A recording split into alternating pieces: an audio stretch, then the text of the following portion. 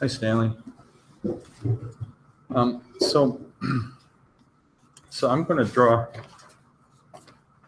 a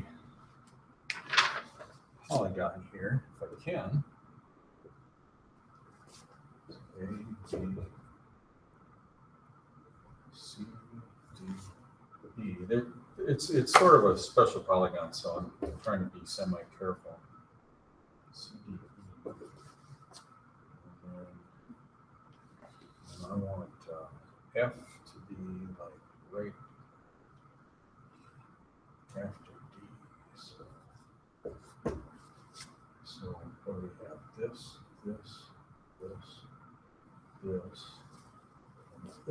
and then it's going to continue a bit here. So I'm going to go up to H, down to I, up to K.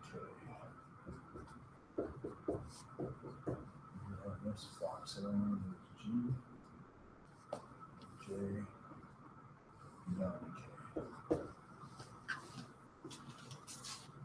And that got stretched out a lot more than necessary, but it's a particular kind of polygon, so I wanted to sort of emphasize that aspect of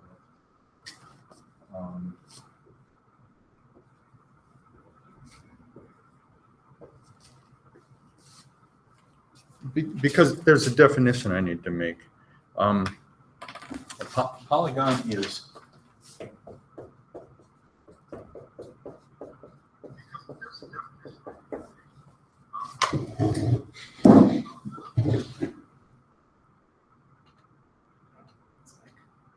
what was that? I don't know.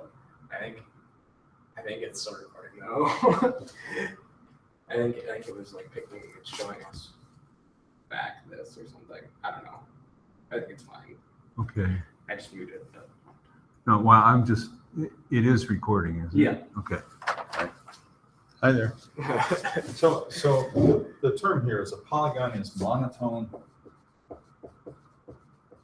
with respect to a line L. So this is the term, monotone with respect to line L, if every line orthogonal perpendicular to L intersects the polygon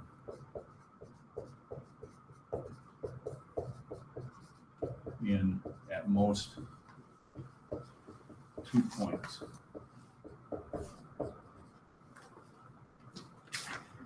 So there's a lot going on in that. Every line orthogonal to L intersects the polygon in at most 2 points.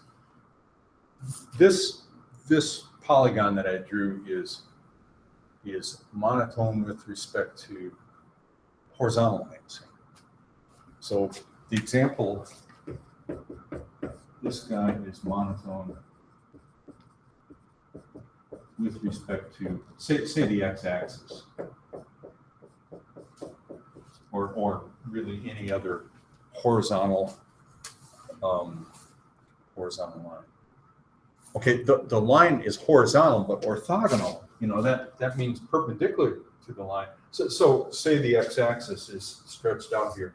Perpendiculars are going to be vertical lines. And pick any vertical line that you like and plop it down on the board, and it's going to hit that polygon in either 0 points or 1 point, like specifically out here at A or K, or 2 points. So this particular polygon is monotone with respect to horizontal lines. It's not monotone with respect to vertical lines. So the example again, the above is not monotone with respect to non-horizontal lines. In fact, if you pick the y-axis, I mean that's non that's as opposite of the x-axis as you can get it. If you pick the y-axis to be the line that you're talking about monotonicity with respect to, it would be horizontal lines that have to intersect the polynomial at most 2 points. And obviously, you shoot anybody across here, and you pick up a lot of points, or similarly at the top where the dip is. So there's something about this monotone with respect to a line that that we're going to care about. So if you've got a polygon that's monotone with respect to a line, say it's oriented like this, say the line is the x-axis, then I don't really want to do this, but I'm gonna. We can break the polygon apart into 2 pieces. I'm going to leave them together, but we can split it apart into 2 pieces. I drew those as horizontal lines. They obviously don't have to be. We can take simply the vertex that has minimum coordinate with respect to that line that we're monotone, and just kind of split it apart into 2 monotone chains. I don't know how far I can go here. We can split monotone polygon into 2 or actually more monotone chains is the term, but they're just simply sequences of vertices whose line segments are chained together.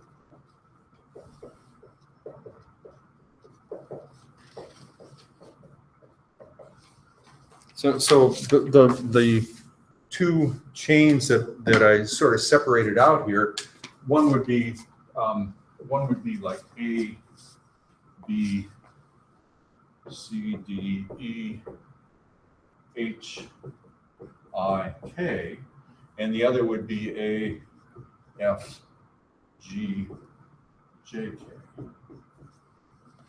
Cool thing about a monotone polygon is, oh, I damaged it, is that you can bust it apart into 2 chains. Notice that these guys are connected. They start at the same place and end at the same place, which is, exactly what this is depicting. We could also get more monotone chains out of this if we wanted. Like, for example, AF is a chain, and so is the rest of this, and we could build bunches of them. But the cool thing here, the thing that we care about here, is that there are 2 monotone chains that comprise the polygon.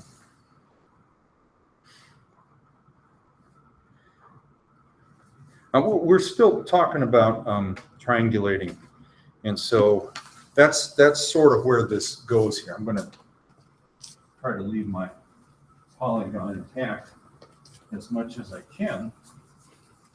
I actually don't have the buzz that I normally have at this point, so this fan idea is working somewhat. I'm not saying I don't have a buzz, but I don't have as bad a one as I normally get by the time I fill the board once.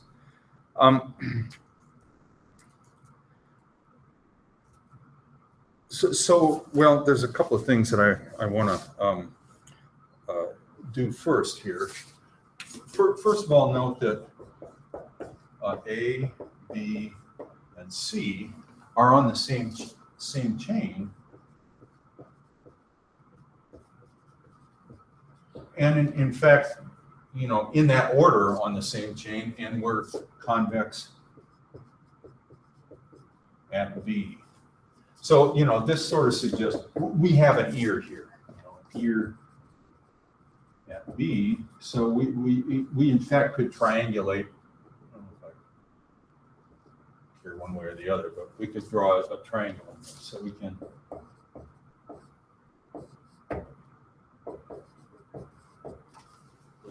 triangulate them. On the other hand, CD and, what did I have? I've got CD and E are, did I draw that right? I did. All right. So C, D, and E, they're also on the same chain, but they're not convex. In fact, the term that's usually used is kind of weird. I'm going to close that because I know he's trying to knock something down the hall here. The opposite of convex throughout most of my life has been concave. But the term that's used in computational geometry, the opposite of convex, is called reflex. I'm not. Whatever. That's. So thinking about, if we're thinking about triangulating, these guys are not convex. So in the triangulation, there's going to be a a diagonal from each of them to some other. When we triangulate, we're going to need diagonals to some other vertices. Because they're going to have to participate, all three of those are going to have to participate in some triangle, in the in one or more triangles in the triangulation. So they're going to have to be hooked up to somebody else. And the idea here is there are a bunch of possibilities, but one reasonable one is we could use F. The cool thing about F is it's not in this chain. So, we could triangulate at least like that. So it could be F. It could be G. It could be, I guess, for C and D, it could be H. It could be other possibilities. But the thing about F, the thing that makes F, there are two things that make F seem good. The first is that it's in the opposite chain, so we don't have any trouble with issues of the diagonal of the line segment connecting not being a diagonal. The second thing is, if we think about, okay, the monotonicity started this whole thing up, and we really haven't done anything with it yet at this point, but here's where it sort of rolls into play. If I think about monotone means things are increasing, or we're moving across. So if I think about sweeping a vertical line across, really after C and D, F is the next vertex that's going to be encountered in that sweep line. So that's kind of why F becomes a reasonable thought. So suppose I sweep a vertical line across the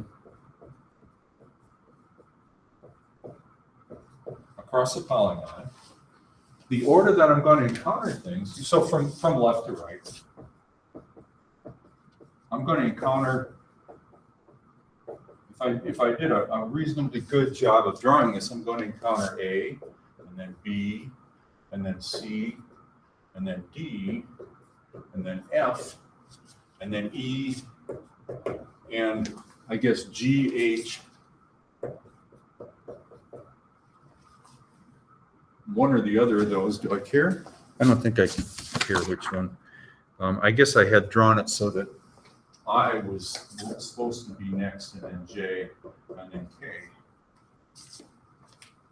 Yeah, all right, yeah, I intended it to be in alphabetical order. But the deal is, if I sweep that line across, I may or may not be evident how to make decisions here, but I've done A, B, and C and found an ear and I jettisoned them. And then I got C and D and I didn't really know what to do with them. And now I hit F. It's sort of as my next guy on this list. And now I have F and B and C at least. And so I can do triangulation things, conceivably do triangulation things with them. So we've done sweep line with the intersecting segments problem. Let's just think about doing that here. And when we swept the line for the intersecting segments problem, we had to keep track of things. We had sort of an active list, or a status is what we called it at that point. But suppose I keep an active list of vertices encountered by the sweep line. All right, writing over here this close to the board, out of the line of sight of my little fan is not viable. So as I do it, I'll follow my notes here. Let me call it, it's an active list of vertices, so let's call it L. And so I'll put A and B on L. I'm going to do the algorithm, but I'm not going to write it down here yet. We'll just sort of see how this process goes. So I start out, I've got A and B on L, and I go along, so I sweep my line along. This is the startup. So basically I start at this point, and I start sweeping my line across, and I encounter C.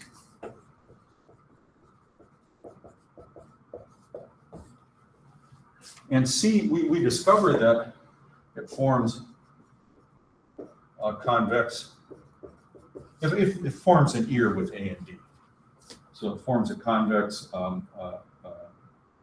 angle at B. We've got an ear affected with an R. Right? And so we triangulate, make our triangle. I guess it would be A, B, C. So let me just put it in. There's our triangle. And really at that point, B is done. So we'll get rid of B.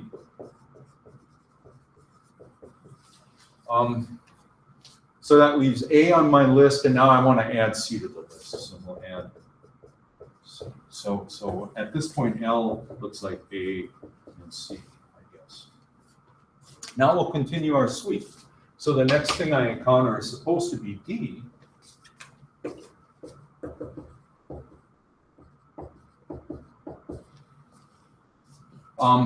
And well, D, I guess all that we have is A, C, and D. So that makes a reflex with A and C. So there isn't anything that we can do. We just add D to the list. And so L looks like A, C, and D at this point. Then we continue our sweep. And so after D, the next one I'm supposed to encounter is F. E is supposed to be to the right of it. So I encounter F. Oh, there's the buzz. Still, that's not bad. So if I was like drinking in a bar, this is the point where I would go home because it's only going to go downhill from here. So just for context, I'm just saying that. So I encounter F, and F is opposite. It's on the opposite chain from A and C and D. And so basically what I'll try to do is I'll try to make triangles with each of those using F. And, you know, I can make the triangle, I guess it would be FAC. So that's this triangle. That lets me get rid of A. So A is kind of the, you know, is the bend point of this triangle. It also lets me make a triangle with C and D. So triangle FCD. So that lets me get rid of C. And then, well, and then I've run out of things that I can do. So at this point, I remove A and C. And I'll add F. So L becomes, A and C are gone, and I'm left with just D and F. So L equals D and F.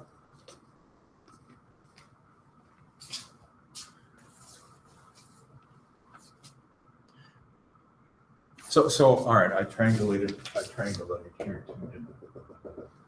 So I'm growing my triangulation as I move across, and now I'll continue the sweep. I'm not going to take it all the way out, but we're effectively far enough that we can tell what's going on.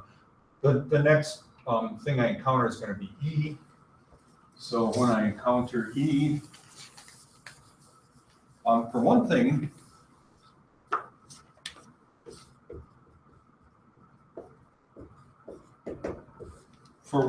it's so my list has D and F in it, and F was the last thing to go in, and E happens to be opposite of F. So right off the bat, I know that EF is a good diagonal, and in fact, I'll make a triangle out of.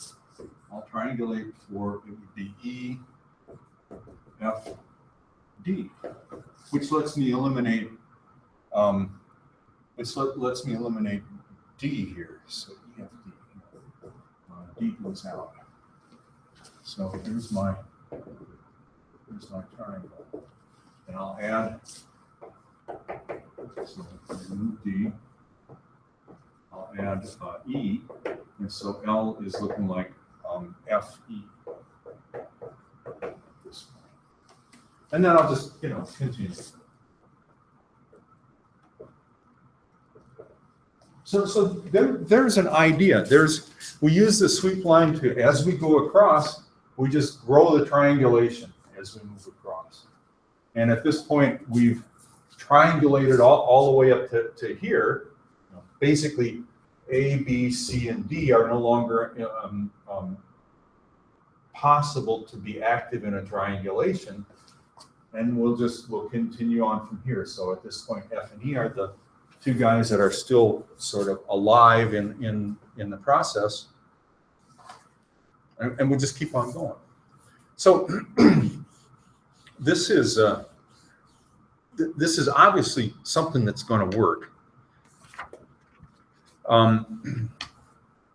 but it's only going to work as long as we've got a monotone polygon to work with.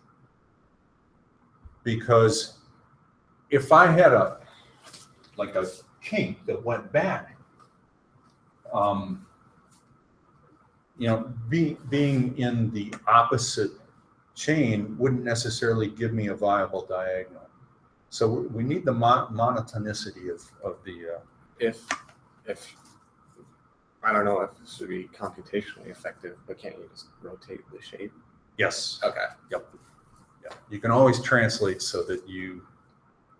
Well, I shouldn't say that. I mean, there could be one. That's if you're kinky like that, good luck rotating it out. Especially if you're like, you may not be able. I guess we could rotate this if we got lucky. We could rotate it so that we had that taken care of. But we could make it more pathological than that. I mean, I could have this come up and over and way back in, and there's lots of ways to screw up that idea, but yeah, for a lot of polygons, translations can do things.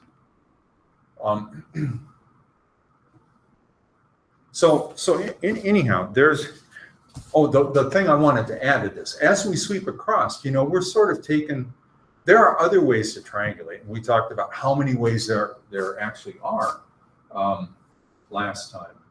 And kind of what we're doing as we move this line across, we're being sort of greedy in the sense that we take what's best right now and make a triangle out of it if we can. So in fact, I'm winding up with a little skinny FDE triangle. I could also triangulate with F and D and E and other vertices here where I wouldn't necessarily have the little skinny guy there. You know, it would make actually quite a bit of sense to triangulate with G and D and F, because then I get a nice big fat one, and similarly with D, E, and H.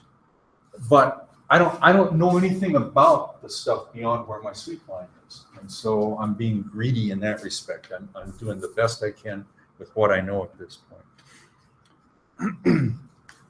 So there's an algorithm that grows out of this, out of what we just did, and it's called the monotone chain algorithm. I'm going to write it down in gory detail because we'll look at its cost, and it's sort of surprising what its cost is. Well, I'm sorry. It's not surprising what its cost is. It's surprising what its cost can be. So here we go. This is monotone chain triangulation.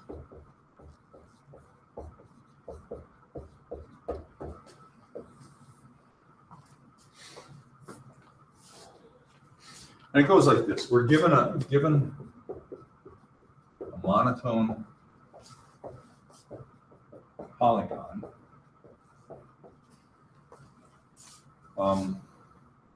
The first thing that we do is we sort the vertices.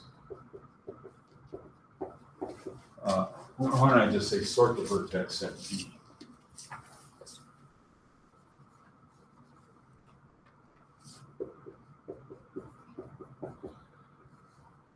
On an appropriate coordinate, on one coordinate, X or Y. We're monotone with respect to a line, so the coordinate that we choose would be the coordinate that makes sense with respect to that line that we're monotone with respect to. And then we initialize the sweep line active list.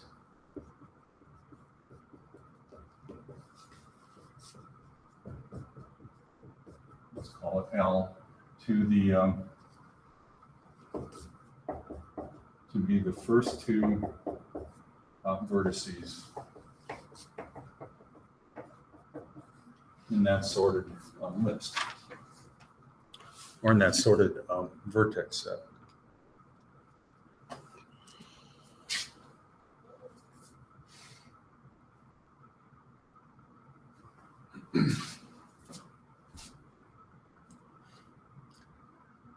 So I got to catch just a little bit of fresh air here. The fan has really made a difference. I mean, I'm pretty messed up at this point, but usually I'm this messed up much earlier, so it definitely has helped. I think an oxygen mask would help. An oxygen mask. Yeah. I'm only looking back at that because I kind of got to be back to my apartment by like 10:40 or 10:30ish. You're not going to have any trouble. Yeah. All right, so this is the startup for the algorithm. Now we come to the loop part of it, and we basically take vertices out of V. So while V is not empty,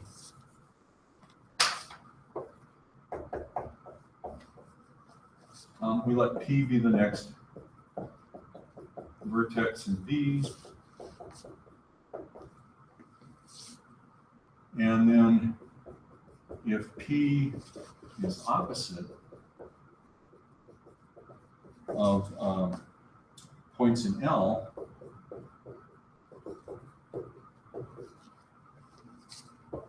we do a loop that goes while L has more than one point.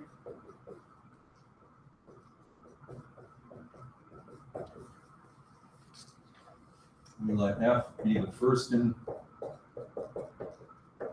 L and S be the second in L, and make a triangle. We've got a PFS. And so F is the guy that is. Oh, so F is basically the ear tip. So we remove.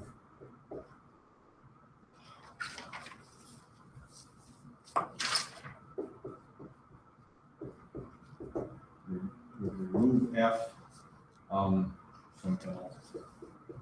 All right, so there's the little while loop that while there's more than one point. And finally, at the end of this, we add P to L. So that we come out of it with at least 2 points in the list. This is the if part. There's an else part that goes along with this that I'll do over here on the left.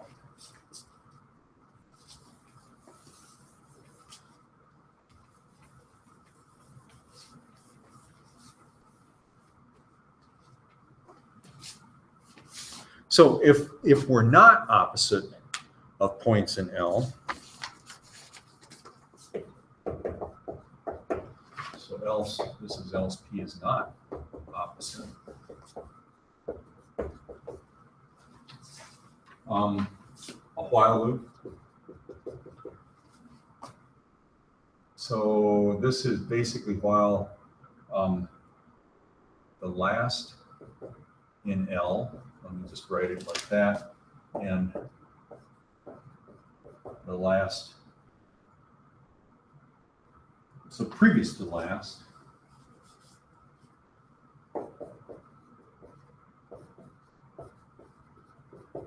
in L, and P, so and P is convex. So I guess that's the condition here. We make a triangle out of them and remove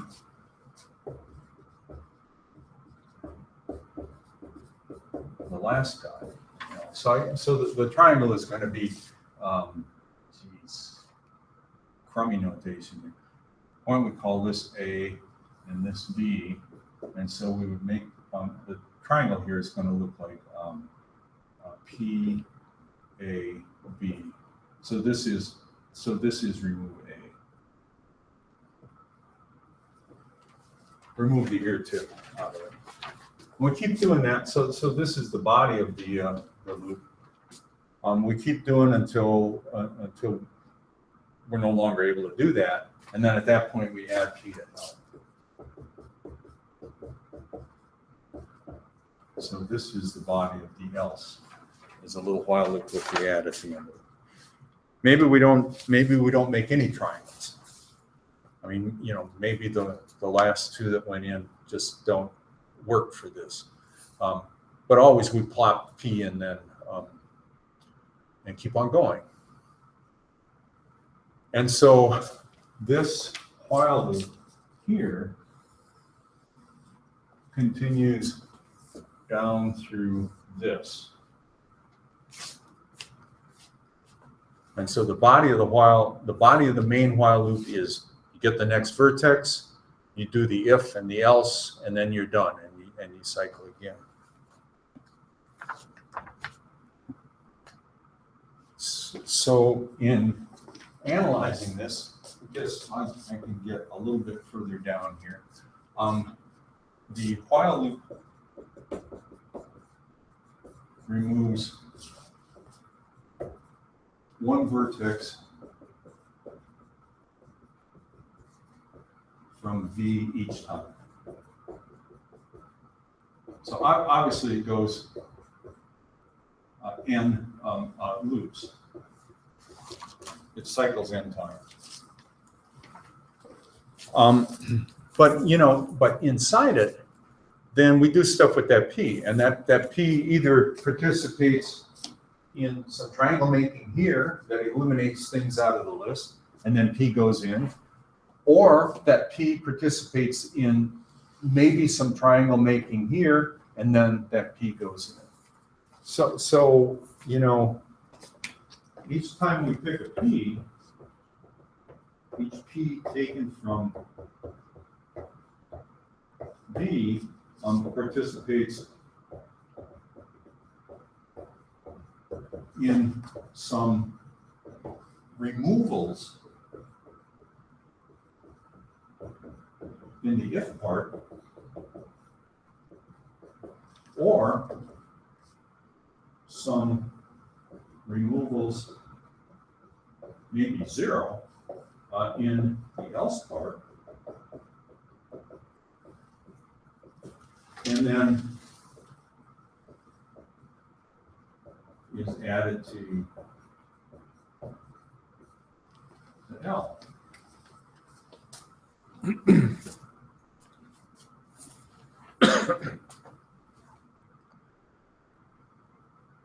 So again, given a P, we pick a P out. If it's opposite points in L, then we go and make triangles and remove things and then add P into L.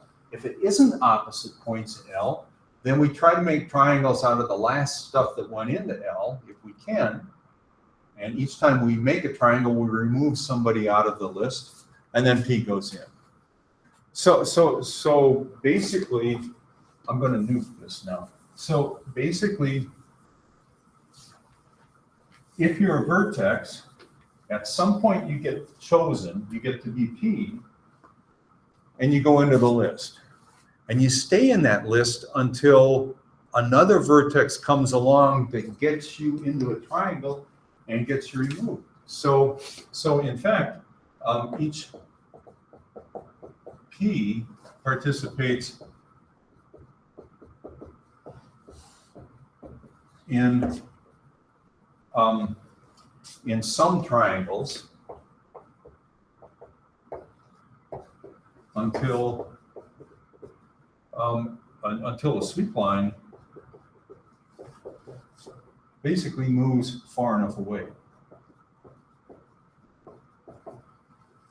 And when that sweep line moves away, this is the point at which P is no longer active. But the sweep line moves away by encountering vertices in the upper or lower, or in one or the other of the monotone chains. And so, at most it participates in, well, let me just say it another way. The cost that P contributes is linear, because he's only going to touch linear other guys. So really the total cost of that while loop, adding up all the costs in that while loop, the total cost of the while loop, the main while loop, is linear. All right, so the entire algorithm amounted to sort that array, sort V, and then run the while loop off of V. So the algorithm looks like sort V, and then while V is not empty, take and process. And we just established that that part has linear cost. So the only other cost in the algorithm is the sorting business.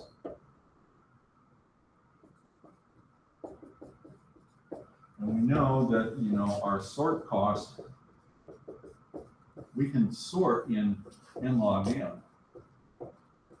So our total cost here, i.e. cost of the algorithm, is n log n. Which that's not particularly surprising. We're walking a sweep line across, touching each vertex as we sweep that line across, just sort of the same way as with the segment problem. We touch each line, rather, each segment, beginning and end. Here we're touching each vertex as the sweep line moves across. But what is kind of cool about this is a monotone. This algorithm is applied to a monotone polynomial, or polynomial, good God, to a monotone polygon. And so, in fact, you're not going to use this algorithm unless you've got a monotone polygon. I'm going to write that down.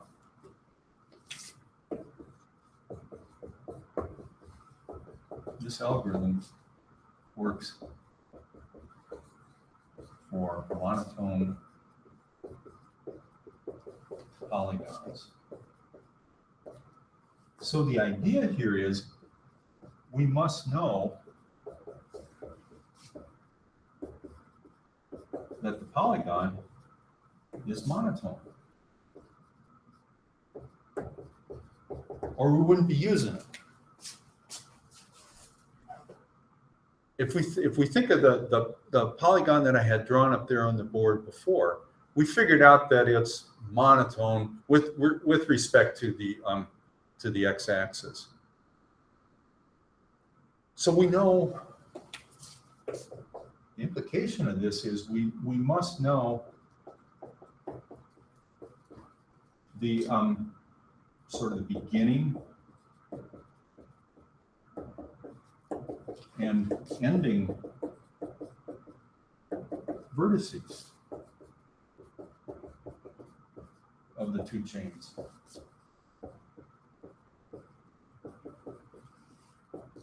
Of the two chains that make up the polygon. All right. Well, if we know that, so if we think about, you know, a vertical sweep line going across, that means we know a minimal x value and a maximal x value.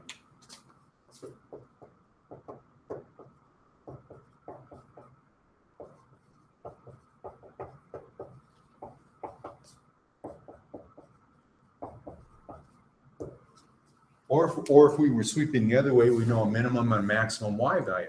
But you know, if I know minimum, if my sort is on x values and I know the minimum and the maximum x values, I don't have to compare anymore to sort. We can actually sort in linear time. You can just, if you know that the smallest x is 3 and the largest x is 100, you just take and set up an array of, you know, of that many slots, and then run through your array of vertices, putting each one at the appropriate slot in this sort array. And then at the end, you've got them sorted, so you copy them back, and bingo, there's your sort in linear. So in fact, the big implication of this is this algorithm could be a linear algorithm. And very likely is, if we have already established the monotonicity of the polygon, then we can do our sort faster than the n log n sort.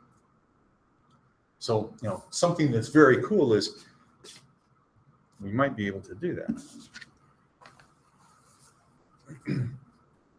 So the algorithm could be n log n, or it could be linear.